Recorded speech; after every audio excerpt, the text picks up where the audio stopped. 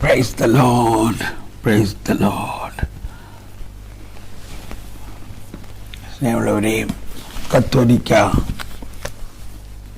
വിശ്വാസത്തിൻ്റെ നിക്ഷേപം ആണ് കത്തോലിക്ക സഭയുടെ മതബോധന ഗ്രന്ഥം. അതോടൊപ്പം ഇതിൻ്റെ ഔദ്യോഗികമായ പേര് അപ്പസ്തോലിക് കോൺസ്റ്റിറ്റ്യൂഷൻ എന്നാണ്. അപ്പസ്തോലിക അനുശാസനം. വിശ്വാസികളായ നമ്മുടെ ഹൃദയത്തിൽ സഭയുടെ വിശ്വാസ പൈതൃകം ആഴത്തിൽ പകരുന്ന ഒരേ ഒരു വഴി സഭയുടെ വിശ്വാസ സത്യങ്ങളെ നമ്മൾ പഠിക്കുകയും അതനുസരിച്ച് നമ്മുടെ ജീവിതത്തിൽ വിശ്വാസം വളരുകയും ചെയ്യുമ്പോഴാണ്. നമ്മൾ ജീവിക്കുന്ന ഈ കാലഘട്ടത്തിൽ നമ്മൾ വലിയ ഭാഗ്യമുള്ളവരാണ്. ഇതുപോലെയുള്ള പ്രബോധനങ്ങളെല്ലാം സഭ നമുക്ക് നൽകിയിരിക്കുന്നു. ഇത് നമ്മൾ തന്നെ അന്വേഷിക്കണം, കണ്ടെത്തണം, സമയം അതിനുവേണ്ടി മാറ്റിവെച്ച് പഠിക്കണം, പഠിപ്പിക്കണം. അത് ജ്ഞാനസ്നാനത്തിലൂടെ നമുക്ക് കിട്ടിയിരിക്കുന്ന ഒരു ദൗത്യമാണ്. ദൗത്യം ഒരു റെസ്പോൺസിബിലിറ്റിയാണ്. സ്നേഹമുള്ളവരെ, നമുക്ക് പ്രാർത്ഥിക്കാം. ഇന്ന് ഈ പഠന പരമ്പരയിലെ 971 ക്ലാസ്സിലേക്ക് നമ്മൾ പ്രവേശിച്ചിരിക്കുന്നു. നമ്മൾ കിഴക്കിൻ്റെ വെളിച്ചം എന്ന അപ്പസ്തോലിക അനുശാസനമാണ് ഇതോടൊപ്പം പഠിച്ചുകൊണ്ടിരിക്കുന്നത്. ഈ അപ്പസ്തോലിക അനുശാസനവും ഈ കാലഘട്ടത്തിൽ 1995 ഇറങ്ങിയ ഈ അപ്പസ്തോലിക അനുശാസനം എത്രത്തോളം ആവശ്യമായിരുന്നു എന്ന് ഇപ്പോൾ നമുക്ക് മനസ്സിലാവുന്നുണ്ട്. എന്നപോലെ സംഭവങ്ങൾ അതിൻ്റെ കൺട്രോൾ വിട്ട് പോയതിനു ശേഷമാണ് നമ്മൾ പലപ്പോഴും പഠിക്കുന്നത്. ഇങ്ങനെ ചെയ്തിരുന്നെങ്കിൽ ഇതുണ്ടാവില്ലായിരുന്നു. അതിൽ വളരെ കൃത്യമാണ് ഈ കിഴക്കിൻ്റെ വെളിച്ചം സഭാമക്കൾ പഠിച്ചിരുന്നെങ്കിൽ, പ്രത്യേകിച്ച് എറണാകുളം അതിരൂപതയിലെ ബിഷപ്പുമാരും വൈദികരും സന്യസ്തരും വിശ്വാസികളും ഇത് പഠിച്ചിരുന്നെങ്കിൽ ഇന്ന് ഈ പ്രതിസന്ധി ഉണ്ടാവില്ലായിരുന്നു എന്നുള്ളത് സത്യമാണ്. കാരണം അത്രയ്ക്ക് കൃത്യമായി ഈ സാഹചര്യങ്ങളെക്കുറിച്ച് ഇതിൽ പറയുന്നുണ്ട്. അതോടൊപ്പം രണ്ടാം വത്തിക്കാൻ കൗൺസിലിൻ്റെ ഡിക്രിയിലും പറയുന്നുണ്ട്. സഭാപ്രബോധനങ്ങളെ അനുസരിക്കുന്ന ഒരു കീഴ്വഴക്കം നമ്മളുണ്ടാകണം. എങ്കിൽ മാത്രമേ സഭ വളരുകയുള്ളൂ. നമ്മുടെ ഇൻസ്റ്റിറ്റ്യൂഷനുകളൊക്കെ വളരുന്നുണ്ടാകും. നമ്മുടെ എഞ്ചിനീയറിംഗ് കോളേജും നമ്മുടെ മെഡിക്കൽ കോളേജുകളൊക്കെ വളരുന്നുണ്ടാകാം. പക്ഷെ അതുകൊണ്ടല്ല നമ്മൾ നേടുന്നത്. വിശ്വാസിയുടെ ഹൃദയത്തിൽ വിശ്വാസത്തിൻ്റെ രഹസ്യങ്ങളെ കൃത്യമായി പഠിക്കേണ്ടത് നമ്മൾ ഓരോരുത്തരുടെയും കടമയാണ്. സ്നേഹമുള്ളവരെ, ഞാനും ഒരു എറണാകുളത്തുകാരനാണ്. ഞാൻ എൻ്റെ സ്വന്തം ഇഷ്ടത്തിൽ, സ്വന്തം ബോധ്യത്തിൽ ആരും എന്നെ പഠിപ്പിച്ചിട്ടല്ല. ഇതെല്ലാം കണ്ട് കേട്ട് സഭയുടെ പ്രബോധനങ്ങളെ അന്വേഷിച്ച് കണ്ടെത്തി പഠിച്ചിട്ടാണ് ഞാനിതെല്ലാം പകരുന്നത്. അതുകൊണ്ട് നമുക്ക് വളരെ സ്നേഹത്തോടും വാത്സല്യത്തോടും കൂടി ഈ കാലഘട്ടത്തിൽ നമുക്ക് ദൈവം തന്നിരിക്കുന്ന ഈ വലിയ പ്രബോധനത്തിൻ്റെ ഈ പഠന പരമ്പര അധികം ദിവസത്തിനകത്ത് ഇത് അവസാനിക്കാൻ പോവുകയാണ്. ഇത് വേഗം അവസാനിപ്പിച്ച് നമ്മുടെ കാറ്റഗിസം ക്ലാസ് തുടരണമെന്നുള്ള തിരക്കത്തിലാണെങ്കിലും ഓരോ പ്രാവശ്യവും ഇത് തുറന്നു കഴിയുമ്പോൾ അറിയില്ല, അതിൻ്റെ അകത്തുനിന്ന് ഉദിക്കുന്ന പ്രകാശം നമ്മളെ അങ്ങ് മയക്കിക്കളയുകയാണ്. വരുവിൻ, നമുക്ക് പ്രാർത്ഥിക്കാം. നമുക്ക് പ്രത്യേകം നമ്മുടെ എറണാകുളം അങ്കമാലി സഹോദരന്മാർക്ക് വേണ്ടി നമുക്ക് പ്രാർത്ഥിക്കാം. സഭയ്ക്ക് വേണ്ടി പ്രാർത്ഥിക്കാം. അതുപോലെ സീറോ മലബാർ സഭയുടെ ഈ പാരമ്പര്യത്തെ മനസ്സിലാക്കാൻ കഴിയാത്തവർക്ക് വേണ്ടി നമുക്ക് പ്രാർത്ഥിക്കാം. സ്നേഹമുള്ളവരെയും നമ്മുടെ ഓരോ ദിവസത്തെയും സാക്ഷ്യങ്ങൾ, അതിൽ വളരെ പ്രധാനപ്പെട്ട ഒരു സാക്ഷ്യം കഴിഞ്ഞ ദിവസം അടയാളമായിട്ട് കിട്ടിയത് ഇടതുവശത്തെ പക്വാരിയലിന് താഴെയുള്ള വേദന സൗഖ്യപ്പെടുന്നു എന്ന് പറഞ്ഞത്, അത് ഇന്നലെ ആ സാക്ഷ്യം രേഖപ്പെടുത്തി. അതൊരു സിസ്റ്ററിനാണ് ആ അനുഭവം ഉണ്ടായത്. വളരെ വേദനയിലായിരുന്നു ആ സിസ്റ്റർ. ആ തത്സമയത്ത് കേൾക്കാൻ പറ്റിയില്ല.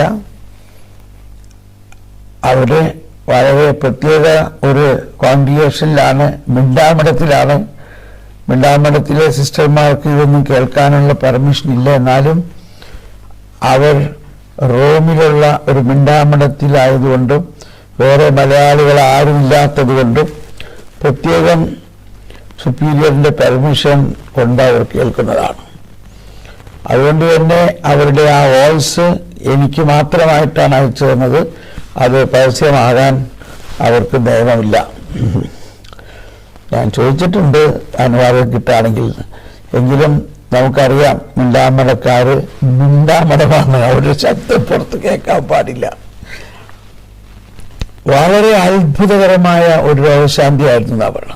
വളരെ ഭയങ്കരമായ വേദന കൊണ്ട് പൊളയുന്ന നിമിഷമായിരുന്നു ഈ ക്ലാസ് അവരെ കേൾക്കുമ്പോൾ. ആ സമയത്ത് അവിടെ കർത്താവ് അടയാളം തരുന്നു, സന്ദേശം തരുന്നു എന്ന് പറഞ്ഞപ്പോൾ തന്നെ ആ സിസ്റ്ററിന് തോന്നി, എനിക്കായിരിക്കും ദൈവമേ എന്നെ സൗഖ്യപ്പെടും. അതുപോലെ പെട്ടെന്ന് ആ വേദന കംപ്ലീറ്റ് മാറി വളരെ സൗഖ്യമായി എന്നാണ് പറയുന്നത്. ആ സിസ്റ്ററിന്റെ ശബ്ദം കേൾക്കുമ്പോഴാണ് അതിൻ്റെ കൂടുതൽ ജ്വലനം നമുക്ക് അനുഭവപ്പെടുന്നത്. എന്ത് ചെയ്യാം, നമുക്ക് ആഴ്ചയടക്കാം. അതോടൊപ്പം മറ്റൊരു സാക്ഷ്യം ഞാൻ ഇന്നലെ അതുകൂടി കേട്ടിട്ട് നമുക്ക് പ്രവചനത്തിലേക്ക് പ്രവേശിക്കാം. ഇത് ദുബായിൽ നിന്നുള്ള സെബി ആന്റണി. നമുക്കിത് കേൾക്കാം. സന്തോഷം ബ്രദറെ. ഞാന് ബ്രദർ നേരത്തെ പറഞ്ഞ അനുസരിച്ച് 3 ദിവസത്തെ ഒരു ഉപവാസത്തിന്റെ കാര്യം പറഞ്ഞിരുന്നല്ലോ. ഞാൻ കഴിഞ്ഞ മാസം എടുത്തു ബ്രദറെ. വലിയൊരു ആനന്ദമായിരുന്നു, വലിയ അത്ഭുതമായിരുന്നു ബ്രദറെ. എനിക്കൊരു വിശപ്പെന്ന് പറയുന്ന വന്നില്ല. രാവിലെ വിശുദ്ധ കുർബാന ഇരിക്കും, ഒരു കുഴപ്പമില്ലായിരുന്നു ബ്രദറെ. 3 ദിവസം എനിക്കത് കഴിഞ്ഞിട്ട് ശരിക്കും പറഞ്ഞു, അത് കഴിഞ്ഞ ആ സമയത്താണ് ബ്രദറെ എനിക്ക് വിശുദ്ധ കുർബാന തക്സ കിട്ടിയത്. എൻ്റെ ബ്രദർ പറയുന്ന പോലെ തന്നെ അതിനകത്തെ പ്രാർത്ഥനകൾ, ഈ കുദാശക്രമം എന്താണെന്ന് പോലും എനിക്കറിയില്ല. ഇത്ര 3 കുദാശക്രമം ഉണ്ടെന്ന് എന്നൊക്കെ. അയ്യോ, അതിനകത്തെ പ്രാർത്ഥനകൾ ബ്രദറെ, ഞാനിപ്പോൾ പഠിച്ചുകൊണ്ടിരിക്കുക, വിശുദ്ധ കുർബാനയെ കുറിച്ച് പഠിച്ചുകൊണ്ടിരിക്കുക ബ്രദറെ. എനിക്ക് ആ 3 ദിവസം ഉപവാസം കഴിഞ്ഞിട്ട് കിട്ടിയ വലിയൊരു കൃപ തന്നെയെന്ന് ഞാൻ പറയാം. നമ്മുടെ സീറോ മലബാർ കുർബാനയുടെ കുർബാന എത്ര സമ്പന്നമാണ് ബ്രദറെ. ഞാൻ ഓരോ കാര്യങ്ങളും അതിൻ്റെ അടയാളങ്ങളെ, പ്രാർത്ഥനകളെ ഡീറ്റെയിൽ ആയിട്ടിരുന്ന് ഇങ്ങനെ എനിക്ക് ഒത്തിരി സമയമുണ്ട്, ഫ്രീ ആയിട്ട് ഒത്തിരി സമയമുണ്ട്. അപ്പോൾ ആ സമയത്തൊക്കെ ഇരുന്ന് നോട്ട്സൊക്കെ എഴുതി അങ്ങ് പഠിക്കുക ബ്രദറെ. ആണുന്നവരോട് എല്ലാവരോടും പറയാതെ ബ്രദറെ, ഭയങ്കര ഒരു ആവേശമാണ്. എനിക്കറിയില്ല ബ്രദറെ, എന്തൊരു സന്തോഷമാണെന്നറിയോ. ഞാൻ ആ തക്സ എടുത്ത് കൈ പിടിക്കുമ്പോൾ തന്നെ അറിയാം, എൻ്റെ ഈശോ ഇത്രയും കാലമായിട്ടും ഇതൊന്നും തൊടാൻ പറ്റിയില്ലല്ലോ. അതങ്ങോട്ട് പിടിക്കുമ്പോൾ, കയ്യിലോട്ട് എടുക്കുമ്പോൾ തന്നെ ഭയങ്കര ഒരു അനുഭവം ബ്രദറെ. ഓരോ പ്രാർത്ഥനയിലൂടെ ഞാൻ പഠിക്കാൻ തുടങ്ങിയിട്ടേ ഉള്ളൂ ബ്രദറെ. ഓരോ പ്രാർത്ഥനയും അതിനെക്കുറിച്ച് നോട്ട്സൊക്കെ എഴുതി ഇങ്ങനെ പഠിച്ച് കണ്ടവരോടൊക്കെ പറയും. എല്ലാവരോടും ഞാൻ പറയും തക്സ വാങ്ങിക്കാൻ. ഞാൻ നാട്ടിൽ ചേട്ടനോടൊക്കെ വിളിച്ചു പറഞ്ഞു, ചേട്ടനൊക്കെ വാങ്ങിക്കാനിരിക്കുക. എല്ലാവരോടും പറഞ്ഞു, പുരോഹിതന്മാർ ചൊല്ലുന്ന, വൈദികൻ ചൊല്ലുന്ന പ്രാർത്ഥനയൊന്ന് കേട്ടു നോക്കിക്കേ, എത്ര മനോഹരം എൻ്റെ ബ്രദറെ. ഒത്തിരി നന്ദി ബ്രദറെ. ബ്രദറാണ് അതിനൊരു പ്രചോദനം തന്നത്. ഞാനത് പഠിച്ചുകൊണ്ടിരിക്കുന്നു, പ്രാർത്ഥിച്ചു പഠിക്കുന്നു ബ്രദറെ. അപ്പോൾ ശരിക്കും വലിയൊരു ആനന്ദമാണ്, വലിയൊരു സന്തോഷമാണ് ബ്രദറെ. Thank you brother. കണ്ടോ? അപ്പൊ ഇങ്ങനെ നിങ്ങളെല്ലാവരും ഈ കുർബാനയുടെ കക്സ സ്വന്തമായിട്ടൊരെണ്ണം മേടിച്ച്, എന്ന് പറഞ്ഞാൽ കുർബാന പുസ്തകം, അത് നമ്മുടെ കുർബാന പുസ്തകത്തിൽ വൈദികർ പ്രാർത്ഥിക്കുന്നതും അതിനകത്തുണ്ട്. അത് വീട്ടിലിരുന്ന് ക്ഷമയോടെ വായിച്ച് പ്രാർത്ഥിച്ച് ധ്യാനിച്ച് ഇതുപോലത്തെ ഒരു 10 പേരുണ്ടെങ്കിൽ, കർത്താവ് അബ്രാഹത്തിനോട് പറഞ്ഞു 10 പേരുണ്ടെങ്കിൽ ഞാൻ ആ രാജ്യം നശിപ്പിക്കില്ല കേട്ടോ. Thank you Sabi. ഇത് നമ്മുടെ ഗ്രൂപ്പിലുള്ള എല്ലാവർക്കും വലിയ ഒരു പ്രചോദനമാകും എന്ന് പൂർണ്ണമായിട്ട് നമ്മുടെ ഗ്രൂപ്പിലുള്ളവർ തീർച്ചയായിട്ടും അങ്ങനെ ചെയ്യണം. അങ്ങനെ നിങ്ങൾ, എന്നാലേ ഈ പ്രശ്നത്തിനൊരു പരിഹാരം ഉണ്ടാവുള്ളൂ. നമ്മൾ പ്രാർത്ഥിച്ചാൽ മാത്രം പോരാ. നമ്മുടെ വശത്ത് ചെയ്യേണ്ട ഒരു പ്രധാന കാര്യമാണത്. അത് ഈ സഹോദരൻ എന്നോട് ചോദിച്ചു, ബ്രദറെ ഈ കുർബാനയുടെ തക്സയുടെ PDF അയച്ചു തരാമോ? അവരുടെ മോനെ അത് PDF ഒന്നും അയച്ചാൽ അത് ശരിയാവില്ല, അത് നീ വാങ്ങി. അങ്ങനെ ദുബായിലുള്ള ആള് നാട്ടിൽ നിന്ന് അത് വരുന്ന ആൾക്കാർ വഴി വരുത്തിച്ചു. അതാണ്. അങ്ങനെ നമ്മളത് വരുത്തി, നമ്മളുടെ കയ്യിൽ അത് വേണം. എന്നിട്ട് നമ്മളിരുന്ന് അത് വായിച്ച് പഠിച്ച് അത് ഗ്രഹിച്ച് കഴിയുമ്പോൾ കുർബാന അർപ്പണം നിസ്സാര കാര്യമല്ല. ഓക്കെ, അപ്പൊ ഇന്നലത്തെ ക്ലാസിന്റെ പശ്ചാത്തലത്തിൽ ഞാനിത് പറഞ്ഞതാണത്. അപ്പോഴാണ് ഇത് ഒരു സാക്ഷ്യം വന്നത്. അതുകൊണ്ടാണ് എനിക്ക് ഭയങ്കര എക്സൈറ്റ്മെന്റ് തോന്നിയത് അത് പഠിക്കാൻ. Thank you. വരുവിൻ, ഇനി നമുക്ക് പ്രവചനത്തിലേക്ക് പ്രവേശിക്കാം.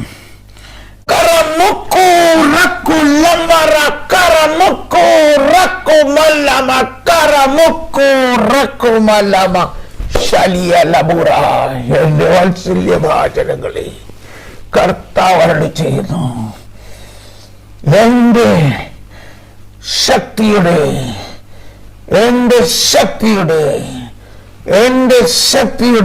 സാന്ദ്രത നിങ്ങൾ ഒരിക്കലും പൂർണ്ണമായി അറിഞ്ഞിട്ടില്ല. നിങ്ങളത് അറിയുകയുമില്ല. അത്രയ്ക്ക് അഗ്രാഹ്യമാണ് എന്റെ ശക്തിയുടെ സാന്ദ്രത.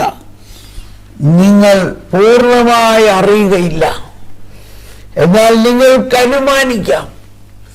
വെള്ളച്ചാട്ടം പോലെയാണത്. വെള്ളച്ചാട്ടത്തിന്റെ അകത്ത് നിങ്ങൾ പോകാൻ പറ്റുമോ? സങ്കീർത്തനം പറയുന്നത് പോലെ അങ്ങയുടെ വെള്ളച്ചാട്ടത്തിന്റെ ഇരമ്പൽ കൊണ്ട് കേട്ടോ, വെള്ളച്ചാട്ടത്തിന്റെ അടുത്ത് ചെല്ലുമ്പോൾ തന്നെ നിങ്ങൾ അതിന്റെ അനുഭവത്തിലേക്ക് വരുന്നു. എന്നപോലെ എന്റെ അത്യഗ്രാഹ്യമായ ശക്തിയുടെ അടുത്ത് ചെന്നാൽ പോലും നിങ്ങളെ അത്ഭുത ശക്തി കൊണ്ട് നിറയും. അതല്ലേ ഗണേശരത്തെ ആളുകൾ എന്റെ വസ്ത്രത്തിന്റെ തുമ്പിലൊന്ന് സ്പർശിച്ചപ്പോഴേക്കും അവർക്ക് അത്ഭുത രോഗശാന്തി ഉണ്ടായി. എന്നാൽ എന്റെ ജനമേ, നിങ്ങൾക്കിത് വിശ്വസിക്കാൻ പറ്റുമോ? അങ്ങനെ ആയിരിക്കെ ഞാൻ നിങ്ങളിൽ പൂർണ്ണനായി വസിക്കുന്നു. അപ്പോൾ എന്തായിരിക്കണം നിങ്ങൾക്ക് ലഭ്യമാകുന്ന അഭൂതപൂർവമായ ശക്തിവിശേഷം? എന്റെ അഗ്രാഹ്യതയെ നിങ്ങൾ അനുമാനിക്കുവിൻ. നിങ്ങൾ ജ്ഞാനം കൊണ്ട് അനുമാനിക്കുവിൻ. അതിനാണ് ഞാൻ നിങ്ങൾക്ക് ജ്ഞാനം നൽകുന്നത്.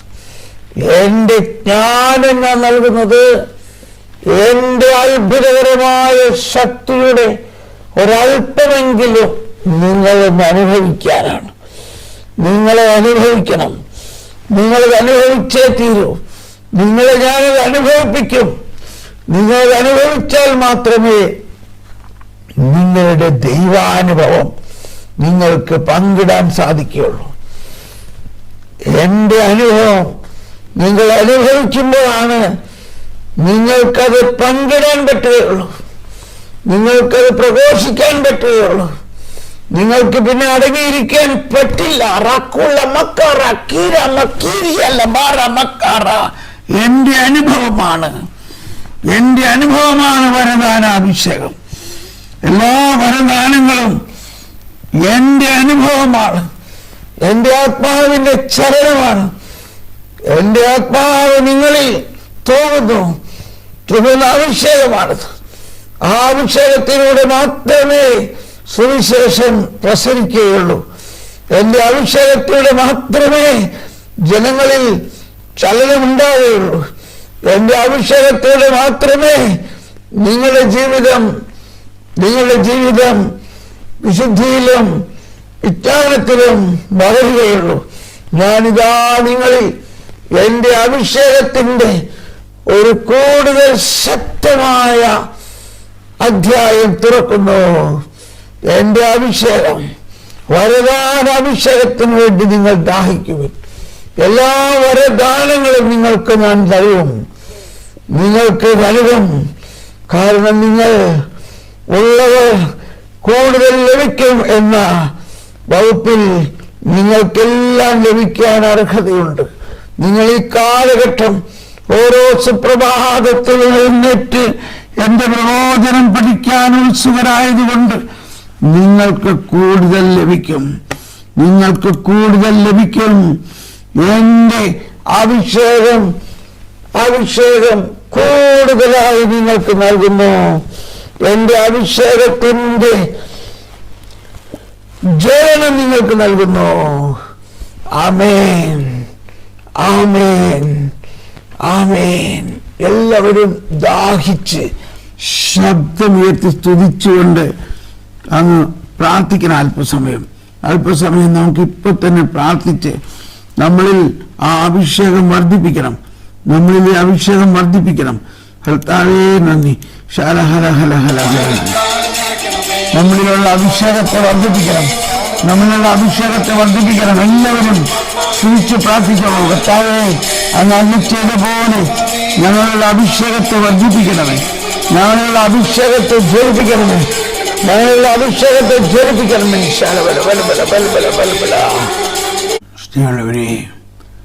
ഈ തുടർന്ന് നമ്മൾ എന്ത് പ്രാർത്ഥിക്കണം? അടയാള സഹിതം ഇതിനെ സ്ഥിരീകരിക്കാൻ പ്രാർത്ഥിക്കണം. കർത്താവ് അരുളിച്ചെയ്തിരിക്കുന്ന വചനം ഓർക്കുക. എന്താണ് വചനം? മർക്കോസ് 16:20. അവർ എല്ലായിടത്തും പോയി പ്രസംഗിച്ചു. കർത്താവ് അവരോടുകൂടെ പ്രവർത്തിക്കുകയും അടയാളങ്ങൾ കൊണ്ട് വചനം സ്ഥിരീകരിക്കുകയും ചെയ്തിരിക്കും.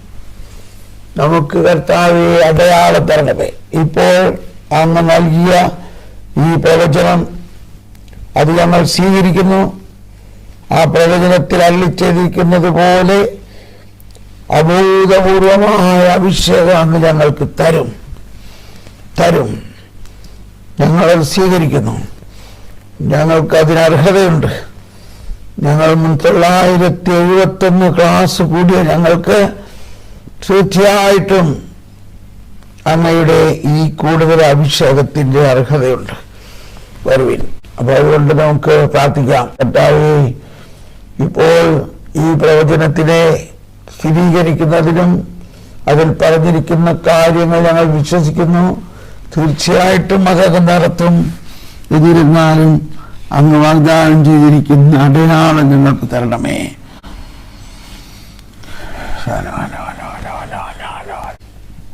ശബ്ദമായിട്ടാണ് ഞാൻ കേൾക്കുന്നത്. ഇപ്പോ മുഴ മാറുന്നു.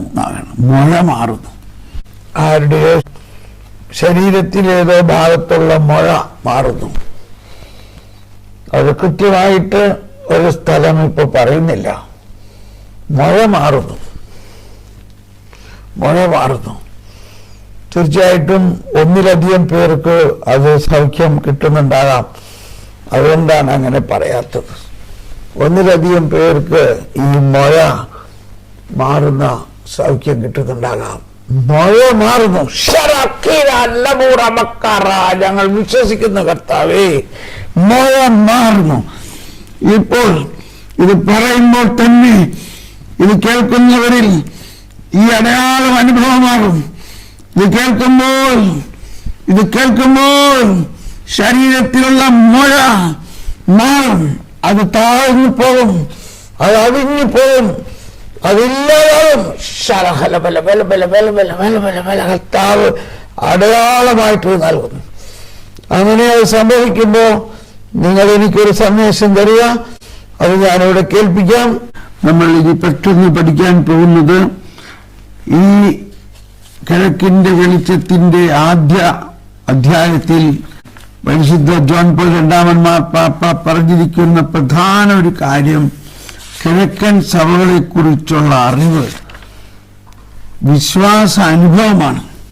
നമ്മൾ ഇന്നലെ അവസാന ഭാഗം പഠിച്ചത് കിഴക്കിന്റെ ക്രിസ്തീയ പൈതൃകത്തിലേക്കാണ് എന്റെ ചിന്തകൾ തിരിയുന്നത്. ആ പിതൃസ്വത്തിനെ വിവരിക്കാനോ വ്യാഖ്യാനിക്കാനോ ഞാൻ ഉദ്ദേശിക്കുന്നില്ല. കാരണം എന്താ, ഇന്ന് നമ്മളൊരു സാക്ഷ്യം കേട്ടില്ലേ, തങ്ങൾ സംരക്ഷിക്കുന്ന പാരമ്പര്യമാകുന്ന നിധിയുടെ ജീവിക്കുന്ന വ്യാഖ്യാതാക്കളാണ് കിഴക്കുള്ള സഭകളെന്ന് എനിക്കറിയാം കേട്ടോ. അതാണ് അവയെ ഞാൻ ശ്രമിക്കുന്നു. ഇതേക്കുറിച്ച് ധ്യാനിക്കുമ്പോൾ ക്രിസ്തീയ അനുഭവത്തെ ശ്രദ്ധിക്കണം. ക്രിസ്തീയ അനുഭവം കണ്ടോ, നമ്മൾ പറഞ്ഞില്ലേ അനുഭവം. ദൈവ അനുഭവം ഉണ്ടെങ്കിലല്ലേ നമുക്ക് പറയാൻ പറ്റുള്ളൂ. നമ്മൾ എന്താ പ്രസംഗിക്കേണ്ടത്? നമ്മുടെ ദൈവാനുഭവം. ആ ദൈവാനുഭവം പ്രസരിക്കണമെങ്കിൽ അനുഭവം ഉണ്ടാകണ്ടേ? അപ്പോൾ അതിനെക്കുറിച്ച് ധ്യാനിക്കുമ്പോൾ ക്രിസ്തീയ അനുഭവത്തെ കൂടുതൽ പൂർണ്ണമായും ആഴത്തിലും മനസ്സിലാക്കുവാൻ സഹായിക്കുന്ന വലിയ പ്രാധാന്യമുള്ള ഘടകങ്ങൾ എന്റെ കൺമുമ്പിൽ ഞാൻ കാണുന്നു. അതാണ് ഇന്നത്തെ സ്ത്രീ പുരുഷന്മാരുടെ പ്രതീക്ഷകൾക്ക് കൂടുതൽ പൂർണ്ണമായ ക്രിസ്തീയ പ്രതികരണം നൽകാൻ ഈ ഘടകങ്ങൾക്ക് കഴിയും. ഏത് സംസ്കാരത്തോടും താരതമ്യം ചെയ്യുമ്പോൾ പൗരസ്ത്യ ദേശത്തിന് സഭ ജന്മം കൊണ്ട മൂല പശ്ചാത്തലമെന്ന അതുല്യവും വിശേഷ അവകാശമുള്ളതുമായ പദവിയാണുള്ളത്. അതാണ് ആഗോള സഭയിൽ പൗരസ്ത്യ ദേശത്തിന് ഉള്ള മറ്റൊരു സ്ഥാനം. സഭ ജന്മം കൊണ്ടത് ജെറുസലേമിലാണ്, റോമിലല്ല. സഭ ജന്മം കൊണ്ടത് ജെറുസലേമിലാണ്. പൗരസ്ത്യ ദേശത്തിന് സഭ ജന്മം കൊണ്ട മൂല പശ്ചാത്തലം എന്ന അതുല്യവും വിശേഷാവകാശമുള്ളതുമായ പദവിയാണുള്ളത്. ഇതൊക്കെ നമ്മൾ ഇന്നലെ പഠിച്ചു കഴിഞ്ഞതൊന്നുകൂടി ധ്യാനിച്ചെന്നുള്ളൂ. തുടർന്ന് കർത്താവായ ഈശോയിലുള്ള വിശ്വാസത്തെ സ്വീകരിക്കുന്നതിനും മനസ്സിലാക്കുന്നതിനും ജീവിക്കുന്നതിനും കണ്ടോ 3 കാര്യങ്ങളാണ്. കർത്താവായ ഈശോയിലുള്ള വിശ്വാസത്തെ സ്വീകരിക്കുന്നതിനും മനസ്സിലാക്കുന്നതിനും ജീവിക്കുന്നതിനും പൗരസ്ത്യ ക്രിസ്തീയ പാരമ്പര്യത്തിന് അതിൻ്റെതായ ഒരു രീതിയുണ്ട്. ഉദാഹരണത്തിന് ഒരു കുഞ്ഞ് മാമോദീസ സ്വീകരിക്കുമ്പോഴാണ് ആ കുഞ്ഞ് ഏറ്റവും വിശുദ്ധമായ അവസ്ഥ. അപ്പം ആ സമയത്ത് തന്നെ വിശുദ്ധ കുർബാന സ്വീകരിക്കാം. ആ സമയത്ത് തന്നെ ശൈലലേഖനം സ്വീകരിക്കാം. ഈശോ പറഞ്ഞു, കുഞ്ഞുങ്ങളെ എൻ്റെ അടുത്ത് വരാൻ നിങ്ങൾ തടസ്സപ്പെടുത്തരുത്. ദൈവരാജ്യം കുഞ്ഞുങ്ങളെ പോലെയുള്ളവർക്കാണ്. അപ്പോ അത് പൗരസ്ത്യ പാരമ്പര്യത്തിൽ അങ്ങനെയാണ് നമ്മൾ മാമോദീസ സമയത്ത് തന്നെ 3 കുദാശകൾ സ്വീകരിക്കുന്നത്. ഇതെല്ലാം വളരെ പാരമ്പര്യമായിട്ട് ചെയ്യുന്നതാണ്. പക്ഷെ എന്നിട്ട് എറണാകുളത്ത് ചിലവരത് ചെയ്യണില്ല. എന്തുകൊണ്ട് ചെയ്യണില്ല? എന്ത് പറയാനാണ്? അപ്പൊ ആർക്കാ നഷ്ടം? ഞാൻ എൻ്റെ ഗ്രാൻഡ് എൻ്റെ കുഞ്ഞുമോനെ മാമോദീസ കൊടുക്കുന്ന നേരത്ത് ഞാൻ അച്ഛനോട് പറഞ്ഞു 3 കുദാശയും കൊടുക്കണം. അപ്പൊ അച്ഛൻ അല്പം ഇങ്ങനെ മടിച്ചു നിന്നപ്പോ പെട്ടെന്ന് എനിക്കൊരു ഐഡിയ കിട്ടി. ഞാൻ പറഞ്ഞു, ഇവൻ എറണാകുളത്തുകാരനല്ല, ഇവൻ അമേരിക്കയിലെ ചിക്കാഗോ ഡയസിസിന്റെ ആളാണ്. അങ്ങനെ രക്ഷപ്പെട്ടു. അപ്പോ അവന് അവിടുത്തെ ഡയസിസിന്റെ രീതിയിൽ നമുക്ക് കൊടുക്കണ്ടേ? അവിടുന്ന് ലെറ്റർ വന്നിട്ടുള്ളതാണ്.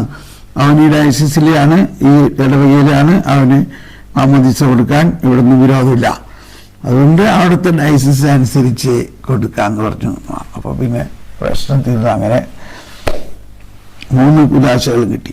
അപ്പൊ ഈ 3 കുദാശകളും പ്രവേശന കുദാശകളും 3 പൗരസ്ത്യ ആരാധനക്രമത്തില് പൗരസ്ത്യ 23 സഭകളിലും ഉള്ളതാണത്. അതാണ് കർത്താവായുള്ള ഈശോയിലുള്ള വിശ്വാസത്തെ സ്വീകരിക്കുന്നതിനും കേട്ടോ മനസ്സിലാക്കുന്നതിനും ജീവിക്കുന്നതിനും പൗരസ്ത്യ ക്രിസ്തീയ പാരമ്പര്യത്തിന് അതിൻ്റെതായ ഒരു രീതിയുണ്ട്. ഞാൻ അതിൻ്റെ ഒരു എക്സാമ്പിൾ പറയുന്നുള്ളൂ.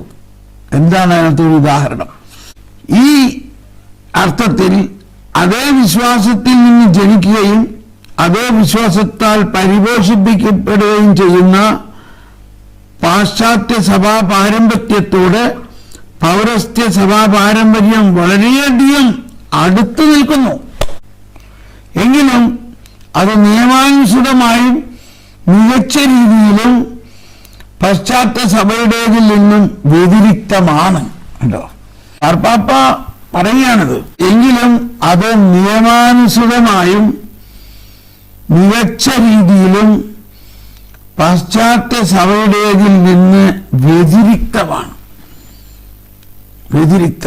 കാരണം പൗരസ്ത്യ ക്രൈസ്തവർ രക്ഷകനോടുള്ള അവരുടെ ബന്ധത്തെ തങ്ങളുടേതായ രീതിയിൽ ദർശിക്കുകയും മനസ്സിലാക്കുകയും അങ്ങനെ തനതായ രീതിയിൽ ജീവിക്കുകയും ചെയ്യുന്നത്.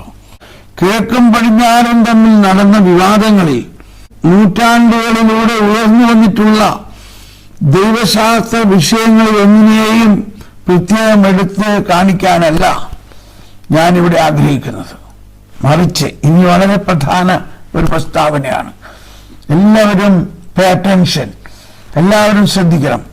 ഇപ്പൊ മാർപ്പാപ്പ പറയുന്ന കാര്യം ഞാൻ അങ്ങനെയുള്ള തർക്കത്തെക്കുറിച്ച് ഇവിടെ പറയുന്നില്ല, എടുത്തു കാണിക്കാനല്ല ഞാനിവിടെ ആഗ്രഹിക്കുന്നത്. മറിച്ച് കേട്ടോളൂ, മറിച്ച് ഈ സഭകൾ ആവിഷ്കരിക്കുന്ന ആരാധനാകർമ്മത്തെ ആദരവോടും വിവേകനോടും കൂടെ സമീപിക്കാനാണ്. ആലോചിച്ചു, ഒരു മാർപ്പാപ്പയാണ് ഈ പറയുന്നത്. ഈ പൗരസ്ത്യ സഭകൾ ആവിഷ്കരിക്കുന്ന ആരാധനാ കർമ്മത്തെ ആദരവോടും വിവേകനോടും കൂടെ സമീപിക്കാനാണ്. നമ്മൾ ഈ ദിവസങ്ങളിൽ പാടിക്കേൽപ്പിച്ചായിരുന്നു. അപ്പോൾ ഇതെല്ലാമാണ് മാർപ്പാപ്പ ഇവിടെ ഉദ്ദേശിക്കുന്നത് വിറയലോടെ എന്ന്.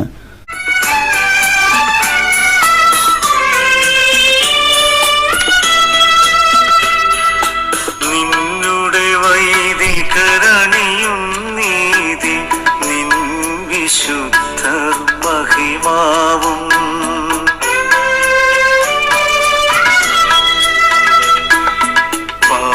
പാവനമാംഗലി പീഠേ വന്നെത്തി വൈദികൻ സ്വർഗത്തേക്കു കരങ്ങളുയർത്തിയവൻ പ്രാർത്ഥനയോടെ ക്ഷണിപ്പു സ്വർഗത്തിൽ നിന്നു വിതാ വസിച്ചു വിശിഹാതൻ തിരുഗാത്രം പാവനമാക്കുകയാണി യാഗത്തിൽ തൻ ശൂന്യതവും. ഇവിടെ വൈദികൻ മുട്ടുകുത്തി കാണി വണങ്ങി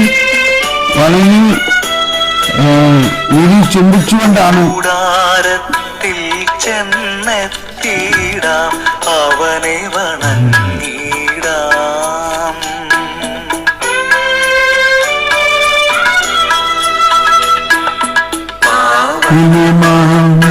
പീഠേ തന്നെത്തി വൈദികൻ സ്വർഗത്തേക്കു കരങ്ങളുയർത്തിയവൻ ൂഹായി പ്രാർത്ഥനയോടെങ്കിൽ ഇതൊന്ന് ഹൃദയം തുറന്ന് പ്രാർത്ഥിച്ചുകൊണ്ട് പരിശുദ്ധാത്മാവിനായിട്ട് നമുക്ക് പ്രാർത്ഥിക്കാം. വസിച്ചു മിശിഹാതൻ തിരുഗാത്തം അവനമാകത്തിൽ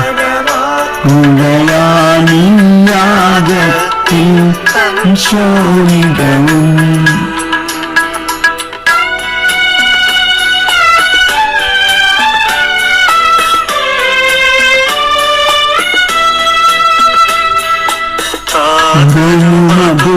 അതുപോലാത്മജനം പ്രിയരൂഹാക്കി സ്തുതിയെന്നും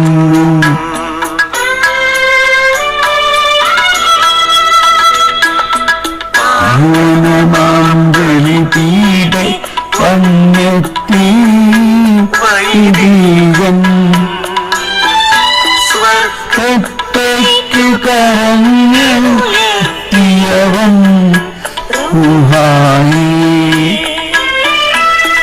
പ്രാർത്ഥനയോടെ ക്ഷണിപ്പോൾ സ്വർഗത്തിൽ നിന്നുവിട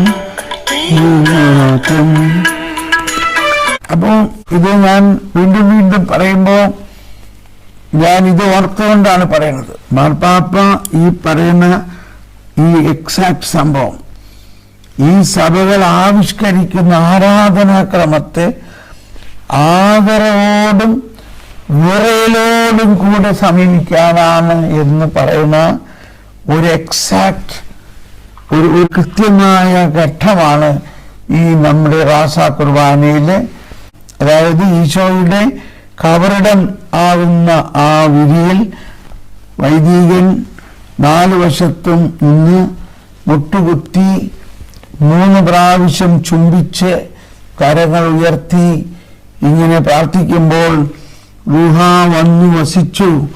ഇവിടെ പറയുന്ന ഈ പ്രാർത്ഥന അനുസരിച്ച് ആ സമയത്ത് പരിശുദ്ധ റൂഹ വന്നു വസിക്കുന്നു. ഇത് സഭയുടെ പൈതൃകവും പിതൃസ്വത്വമാണ്. എന്നിട്ട് ഇവിടെ അവസാനം മാർപ്പാപ്പ കിഴക്കും പടിഞ്ഞാറിൽ നടന്ന വിവാദങ്ങളിൽ നൂറ്റാണ്ടുകളിലൂടെ ഉയർന്നു വന്നിട്ടുള്ള ദൈവശാസ്ത്ര വിഷയങ്ങളിൽ ഒന്നിനെയും പ്രത്യേകം എടുത്ത് കാണിക്കാനല്ല ഞാനിവിടെ ആഗ്രഹിക്കുന്നത്, മറിച്ച് ഈ സഭകൾ ആവിഷ്കരിക്കുന്ന ആരാധനാകർമ്മത്തെ ആദരവോടും വിറയലോടും കൂടെ സമീപിക്കാനാണ്. അതാണ് മാർപ്പാപ്പ ഇവിടെ ആഗ്രഹിക്കുന്നത്. ഉദാഹരണത്തിന് ഞാൻ പ്രാവശ്യം പറഞ്ഞൊരു ഉദാഹരണം പറയാം. ഇത് എറണാകുളത്തിന്റെ ശബ്ദമാണിത് ഈ പറയുന്നത്. ഞാനും എറണാകുളംകാരനാണ്. അപ്പൊ ഇവിടുത്തെ വിഷയം എന്താണ്? നമ്മളുടെ ഒരു പ്രോഗ്രേറ്റീവ് അനുസരിച്ച് മാറ്റാനുള്ളതല്ല. സഭയിലൊരു കോമ്പിറ്റന്റ് അതോറിറ്റി ഉണ്ട്, അതാണ് കറക്റ്റ് വേർഡ്. ആരാധനാക്രമത്തെ കുറിച്ച് നിശ്ചയിക്കുന്ന ഒരു കോമ്പിറ്റന്റ് അതോറിറ്റി ഉണ്ട്. അത് പാരമ്പര്യമായിട്ട് ആരംഭം മുതലുള്ളതാണ്. നമ്മളല്ല കോമ്പിറ്റന്റ് അതോറിറ്റിനെ ഉണ്ടാക്കുന്നത്, നമ്മൾ അതിന് വിധേയപ്പെടുകയാണ് വേണ്ടത്. ഇപ്പോൾ റിസർവ് ബാങ്കിലെ ഗവർണർ നോട്ട് അടിക്കുന്ന പ്രസിന്റെ റിസർവ് ബാങ്കിന്റെ governor is A competent authority. ഈ നോട്ട് ഇറക്കണം, പക്ഷെ നോട്ട് ഇറക്കണതിന് അദ്ദേഹത്തിന് ചില ഇൻസ്ട്രക്ഷൻ ഉണ്ട്, അതിലെന്തെല്ലാം വേണം. ഇപ്പോൾ 500 രൂപയുടെ 1 കോടി നോട്ട് ഇറക്കണമെങ്കിൽ 500 കോടി രൂപ വിലയുള്ള സ്വർണം അവിടെ ഖജനാവിലുണ്ടാകണം, എന്നിട്ട് ഇറക്കാൻ പറ്റുള്ളൂ. അപ്പൊ ആ കോമ്പിറ്റന്റ് അതോറിറ്റി അദ്ദേഹം അതനുസരിച്ചിട്ടാണ് നോട്ട് ഇറക്കുള്ളൂ. അത് അദ്ദേഹത്തിന്റെ റെസ്പോൺസിബിലിറ്റിയാണ്. ഇനി ഈ കോമ്പിറ്റന്റ് അതോറിറ്റിയായ റിസർവ് ബാങ്കിലെ ഗവർണർ അവരുടെ സംഘവും ചേർന്ന് തീരുമാനിക്കുകയാണ് നിലവിലുള്ള 500 രൂപ നോട്ടുകളെല്ലാം നമുക്ക് വിഡ്രോ ചെയ്തിട്ട് 1000 രൂപ നോട്ടുകൾ ഇറക്കണം.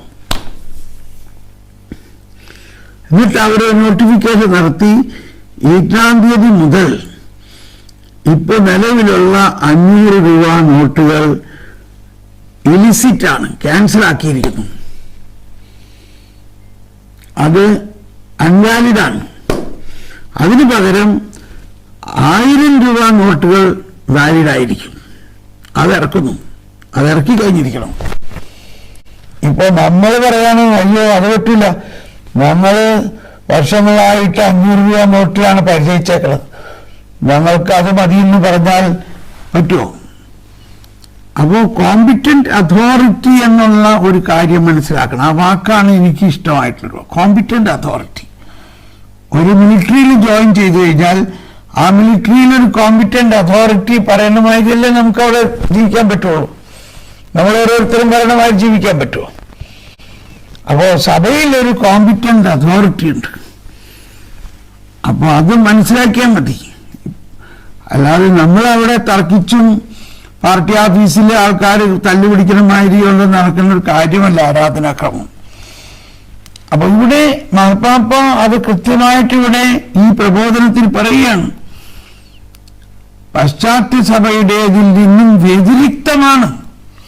അപ്പൊ നമ്മൾ സീറോ മലബാർ സഭ പാശ്ചാത്യ സഭമായി അർപ്പിക്കണമെന്ന് പറഞ്ഞാൽ എങ്ങനെ സാധിക്കുന്നത്?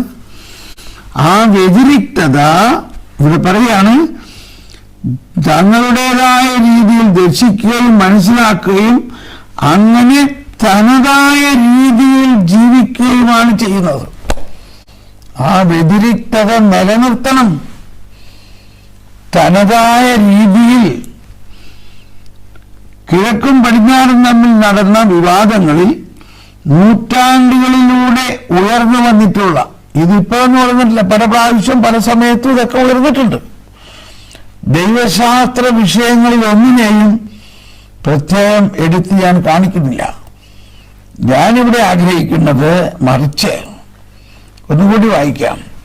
ഈ സഭകൾ ആവിഷ്കരിക്കുന്ന ആരാധനാക്രമത്തെ ആദരവോടും വേലോടും കൂടെ സമീപിക്കാനാണ്.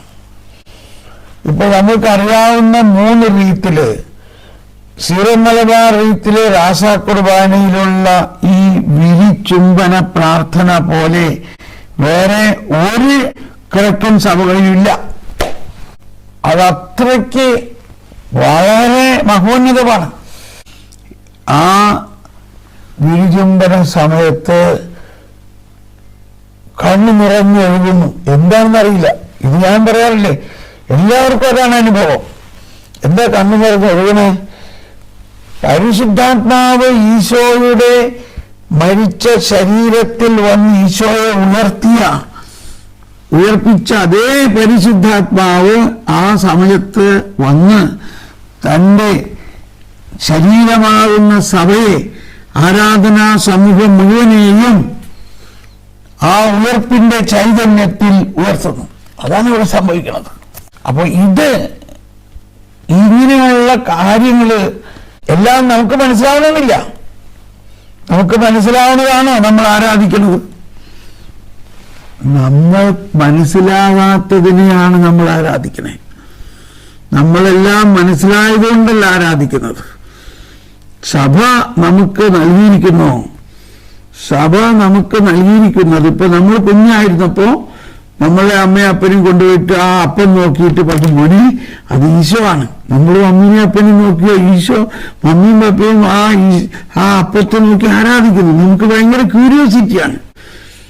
മമ്മി എന്താ ആ അപ്പത്തെ നോക്കി ഇങ്ങനെ ആരാധിക്കുന്നേ?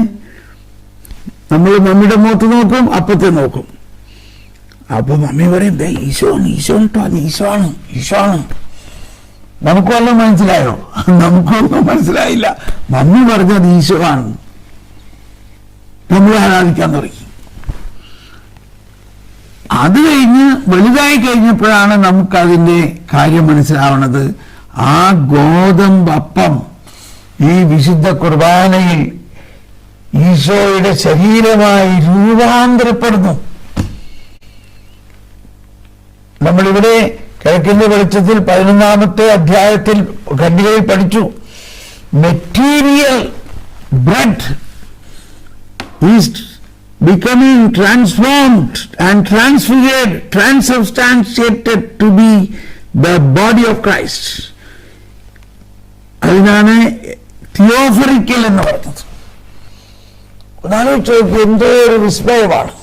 എങ്കിൽ പിന്നെ നമ്മൾ സമർപ്പിക്കുന്ന, നമ്മളെല്ലാവരും ഈശോയുടെ പുനരുത്ഥാനത്തിന്റെ ശക്തിയിലൂടെ എത്ര വിസ്മയാവഹമായി നമ്മൾ രൂപാന്തരപ്പെടേണ്ടിയിരിക്കുന്നു.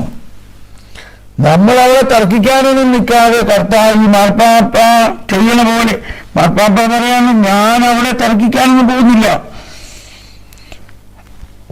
ഈ സഭകൾ ആവിഷ്കരിക്കുന്ന ആരാധനാകർമ്മത്തെ ആദരവോടും വിറയലോടും കൂടെ സമീപിക്കാനാണ്. ഞാൻ അവിടെ അതിനോട് ചേർന്ന്, ആരാധനയോട് ചേർന്ന്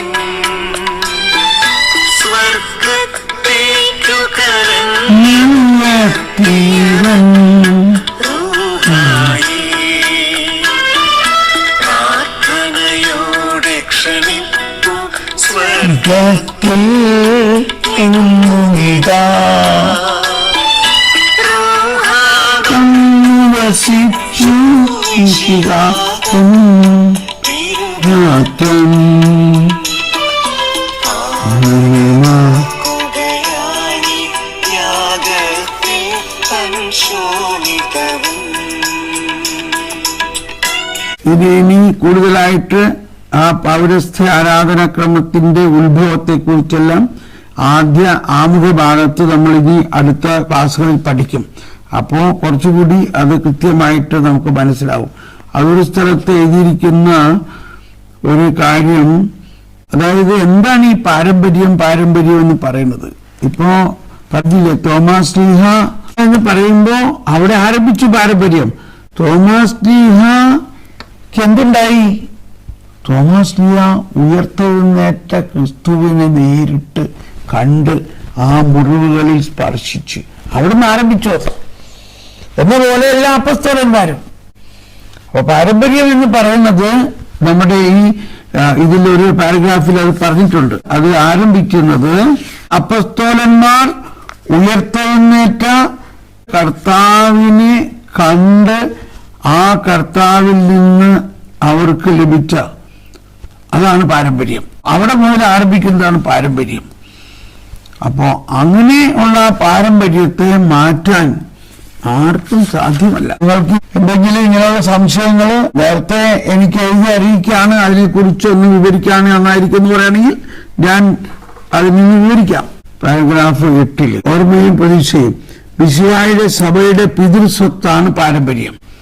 എന്നിട്ട് പറയാണ്, എല്ലാവരും കേട്ടോളൂ, സ്ലീഹന്മാർ കണ്ടുമുട്ടുകയും സാക്ഷ്യം നൽകുകയും ചെയ്ത ഉയർത്തെഴുന്നേറ്റവനെ കുറിച്ചുള്ള സജീവ സ്മരണയാണിത്. അതാണ് പാരമ്പര്യം. എന്താണ് പാരമ്പര്യം? 8ാമത്തെ ഖണ്ഡിക. എല്ലാവരും ഇനി ഓർത്തിരിക്കുക, 8ാമത്തെ ഖണ്ഡിക. മിശിഹായുടെ സഭയുടെ പിതൃസ്വത്താണ് പാരമ്പര്യം. സ്ത്രീയന്മാർ കണ്ടുമുട്ടുകയും ഉണ്ടോ? ആരെ കണ്ടുമുട്ടി? പരസ്പരം കണ്ടുമുട്ടി ആയില്ല, ഉയർത്തെഴുന്നേറ്റ കർത്താവിന്.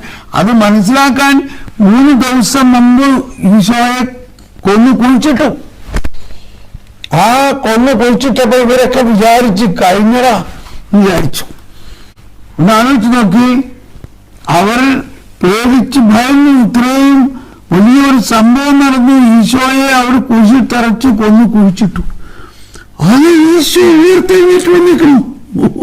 ഒന്ന് ആലോചിച്ച് നോക്കി. ഒന്ന് അതിന്റെ റിയാലിറ്റിയിലേക്കൊന്ന് ചെന്ന്, നമ്മൾ അവിടെ ഉണ്ടായിരുന്നു എന്ന് വിചാരിച്ച്, നമ്മൾ അവരിൽ ഒരാളായിരുന്നു എന്ന് വിചാരിച്ച്, നമ്മൾ അതിനു മുമ്പ് 2 ദിവസം മുമ്പ് ഈശോയെ അവർ ഭയാനകമായി പീഡിപ്പിക്കുന്നത് കാണുകയും അതെല്ലാം ചെയ്ത് ഭയന്ന് വിറച്ചിരിക്കുകയാണ് നമ്മളെ അവർ കൊണ്ടുവന്ന് വിചാരിച്ചിട്ട്.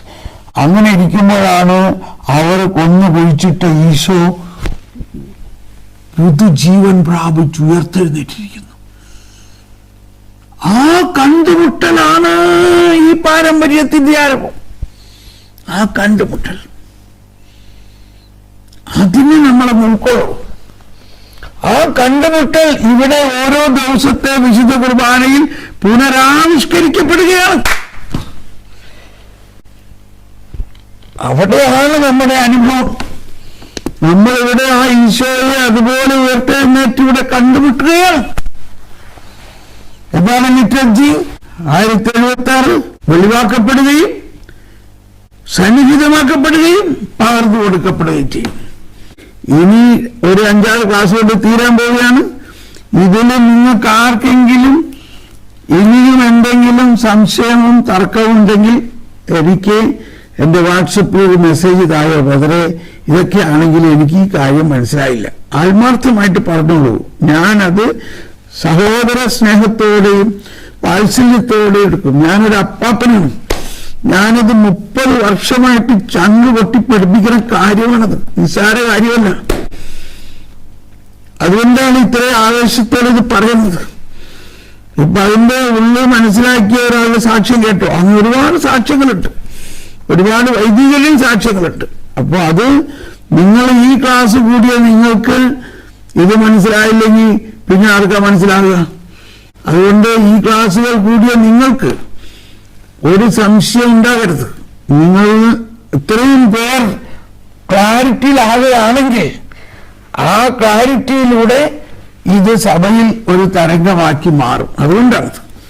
അതുകൊണ്ട് നമ്മളിത് ഇത്രയും പഠിച്ചിട്ട് നമുക്ക് ആർക്കെങ്കിലും സംശയം ഉണ്ടെങ്കിൽ ആ സംശയം മാറ്റാൻ ഞാൻ തയ്യാറാണ്.